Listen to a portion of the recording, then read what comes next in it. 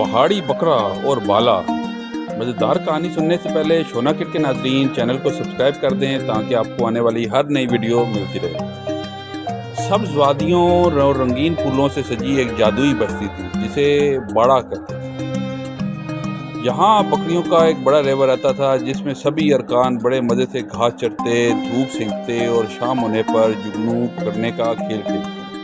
مگر اس ریوڑ میں ایک ننھا سا بکرا جسے سب ہارڈی کہتے تھے، جو عام بکریوں جیسا بالکل نہیں تھا۔ بڑے خوابوں والا ننھا بکرا۔ ہارڈی کے خیالوں میں دنیا آسمان سے بھی اونچی تھی۔ جسے دوسرا ریوڑ آہستہ آہستہ وادی میں گھومتا، وہ دور کھڑا آسمان میں جانگتا اور ایک بہت ہی ڈرانے مگر دلکش پہاڑ کو دیکھتا جسے سب بالا کہتے تھے۔ روایت کے مطابق جو بکرا اس پہاڑ کو سر کر لیتا، اسے عظیم کوئی پما کا لقب ملتا اور اس کی مانگ سارے ملک میں بڑھ جاتی، حتیٰ کہ انسانی سیاح بھی اسے دیکھنے آتے۔ ہارڈی کی امی نرم دل مہمان تھی، اکثر سمجھاتی، بیٹا وادیوں میں ہی چل لے، مکھن جیسی گھاس ملے گی، گرمی میں ٹھنڈی ہوا چلے گی، نہ سردی کا جھٹکا نہ چٹانوں کا خطرہ۔ مگر ہارڈی کا دل کسی اور ساز پر دھڑکتا۔ امی، میری قسمت میں صرف گھاس نہیں، کارنامے لکھے ہیں۔ پہاڑ پکار رہا ہے اور میرا نام ہارڈی ہے، ہارڈ یعنی سخت جان۔ ریوڑ کی باسط اور شرطیں۔ پہاڑ پر جانے کے دن جو قریب آئے، پوری بستی میں باسط بکریوں کی گپ شپ زوروں پر پکڑ گئی۔ کوئی چکندر کی شرط لگا رہا تھا، کوئی گاجر کی ٹاس۔ سب کا خیال تھا کہ ہارڈی آدھے راستے میں ہی پھسل کر نیچے آ گرے گا اور وادی دھول میں نہا جائے۔ بہن بھائی بکرے ہنس کر کہتے، ہارڈی اونچی اڑان سے پہلے سینگ نہ مار، پہاڑ کی کھڑی چٹانیں تجھے دھول چٹا دیں گی۔ ہارڈی صرف مسکرا کر نیلا بندانا باندھتا اور دور افق کو دیکھ کر کہتا، ہو سکتا ہے میں گر جاؤں، مگر گر کر سنبھلنا بھی تو ایک فن ہے۔ روانگی کی صبح، نیلا بندانا اور پہاڑ چڑھاؤ۔ آخرکار وہ سنہری صبح آن پہنچی۔ دھوپ نے وادی کے پھول کو کھلا دیا اور پکی ہوئی گھاس شہانہ خوشبو بکھیر رہی تھی۔ ہارڈی نے سرخ جوش کے ساتھ اپنی نیلی پٹی سر پر کس لی اور اونچی آواز میں اعلان کیا، دوستوں، آج میں نئے افق کو چھوؤں گا، پہاڑ بالا پر پہلا قدم رکھ کے آؤں گا۔ وہ تیز قدم کے ساتھ چٹان سے جا لگا۔ آغاز میں راستہ ہموار تھا، لیکن جلد ہی پتھر نوکیلے ہو گئے، گھاس کے گچھے ختم ہونے لگے اور ڈھلوان کھڑی ہوتی گئی۔ نیچے سے ریوڑ ہانک کر سنائی دے رہا تھا، بچ کے ہارڈی، بچ کے۔ تتلیوں کا بٹر سکاچ بادل۔ کچھ ہی دیر بعد ہارڈی ایک تنگ دہانے پر پہنچ گیا، جہاں گھاس کے ننھے پودوں کے درمیان بٹر سکاچ تتلیاں تھیں۔ جیسے ہی ہارڈی ایک پتا کھسکایا، درجنوں خوشبودار تتلیاں پروں کی بارش بن کر اس پر جھپٹ پڑی۔ ان کو گدگدی سے ہارڈی ٹھہرا نہ، ہنسی کے فوارے چھوٹے اور پھسل کر پھسلا ہلکا سا پہلا دھڑام اور وادی کے کہکے بازیاں۔ وہ یوں لوٹا جیسے کسی نے روئی کا گولا لڑکھایا ہو، گھسیٹیں، لڑکیں، پھسلیں، پھر یہاں تک پہنچا۔ ریوڑ پہلے تو ہکا بکا، پھر سب کی بلبلا کر ہنسی چھوٹ گئی۔ وادی دیر تک ہا ہا ہا ہا ہا ہا کی گونجتی رہی۔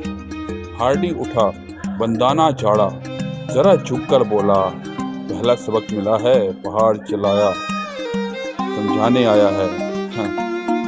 عزم ثانی کی اور ایک دفعہ کوشش کی۔ اگلے کئی دن ہارڈی نے اپنے کھر پتھر پر رگڑ رگڑ کر سخت کیے۔ دانش مند بکرا دادا بلدار نے مشورہ دیا، پہلے پٹھے مضبوط کر، پھر پہاڑ کو پکار۔ دادا نے مخصوص ڈڈو گھاس کا سفوف بھی تیار کیا جس سے کھر مضبوط ہوتے ہیں۔ ہارڈی نے خزاں بدلی، ورزش بڑھائی، راتوں کو چاندنی میں چٹان کی ننھی مشقیں کرتا تھا۔ دوسرا چیلنج بادلوں کے بوسے۔ 2 ہفتے بعد پھر وہی نیلا بندانہ سج گیا۔ اس بار ریوڑ میں خاموش تجسس تھا۔ ہارڈی نے سابقہ مقام پار کیا اور اوپر جا پہنچا جہاں بادل پہاڑ کو بوسہ دیتے تھے۔ ہوا تیز مگر ہارڈی کی پکڑ اور بھی سخت تھی۔ جب وہ رینگتا ہوا دھند زینا کہلانے والی خطرناک پٹی تک پہنچا تو نیچے وادی ایک ننھے کھلونے جیسے لگ رہی تھی۔ غیر موقع مدد اور پہاڑی مرغا۔ اچانک تیز چیخ سنائی دی، ایک پہاڑی مرغ برفانی پرندہ شکاری کی جال میں پھنسا ہوا تھا۔ ہارڈی کے پاس دو ہی راستے تھے، اپنی مہم جاری رکھے یا رک کر پرندے کو بچائے، جانتے ہوئے تاخیر خطرناک ثابت ہو سکتی ہے۔ دل نے جیت لیا۔ ہارڈی نے سینگ چوٹی پر ایک نوکیلا کنکر توڑا، رسی کو نشانہ بنایا اور رسی کو کاٹ دیا۔ پرندہ آزاد ہو گیا، خوشی سے پھڑپھڑایا اور ہارڈی کی ٹوپی کو اپنی چونچ سے سلام عقیدت پیش کیا۔ جاتے جاتے اس نے ارد گرد چھپی شربتی گھاس کی طرف اشارہ کیا، ایک ایسی قوت بخش گھاس جو تھکن مٹاتی ہے۔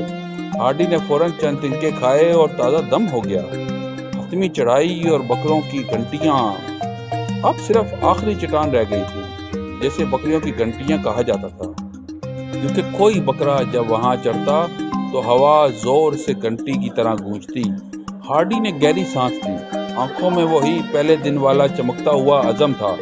اس نے پچھلے گرنے کا مذاق نہیں بلکہ سبق سیکھا۔ پیر جما کر دم کو توازن دینے کا سیدھا رکھا اور دل ہی دل میں بولا، میں گر سکتا ہوں لیکن رکوں گا نہیں۔ لمحہ لمحہ، خرام خرام، بلاخر سورج کی سنہری کرن نے اس نیلے بندانے کو چھو لیا۔ ہارڈی چوٹی پر پہنچ گیا۔ فاتحانہ مسکراہٹ اس کے چہرے پر تھی۔ چوٹی پر کھڑے ہو کر اس نے وادی کو دیکھا۔ اس کی ماں، دادا بلدار اور پوری بستی نقطے کی مانند دکھائی دے رہی تھی۔ اس نے زور سے آواز لگائی، بالا! پہاڑ نے گونج لٹائی، جیسے خود پہاڑ نے مبارکباد دی ہو۔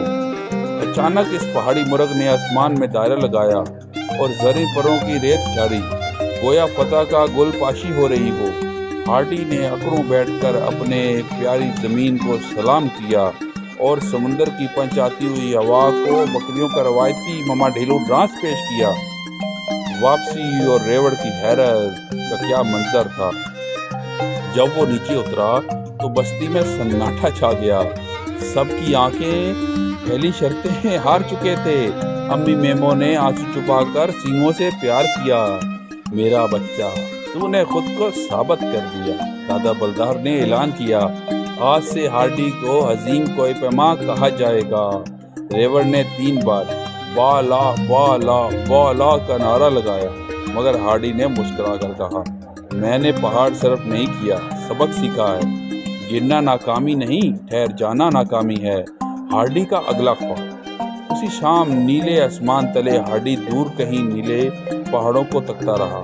شاید اگلی مہم کہیں اور تھی، مگر اب وہ جانتا تھا، پہلے خود کو تیار کروں دوسروں کی مدد کے لیے، اور پھر کبھی نہ بھولوں کہ گر کر اٹھنا ہی جیت ہوتی ہے، اور سب سے چھوڑ کر نیلا بندانہ کبھی نہ چھوڑوں۔ یوں ہارڈی کی کہانی ہمیں سکھاتی کہ خواب بڑے ہو سکتے ہیں، راستہ کٹھن ہو سکتا ہے، مگر حوصلہ، مزہ اور دوسروں کے لیے دل میں جگہ ہو تو پہاڑ بھی پگھل جاتے ہیں۔